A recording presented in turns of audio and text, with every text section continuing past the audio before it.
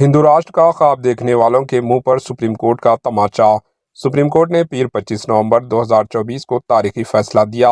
अदालत ने 1976 में मंजूर की गई 42वीं तरमीम के मुताबिक आइन के इंट्रोडक्शन में सोशलिस्ट और सेकुलर के अल्फाज को शामिल करने को चैलेंज करने वाली दरख्वास्त को कैंसिल कर दिया।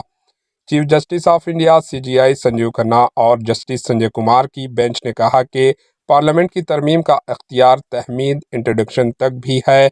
तहमीद को अपनाने की तारीख इंट्रोडक्शन में तरमीम करने के लिए पार्लियामेंट के इख्तियार को महदूद नहीं करती। इस बुनियाद पर दरख्वास्त गुजार की दलील को कैंसिल कर दिया गया।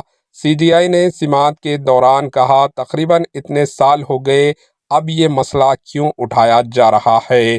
Bureau report, HN news. हमारे एचएन न्यूज़ को सब्सक्राइब करिए ताकि आपको नोटिफिकेशंस आते रहे वक्त पर।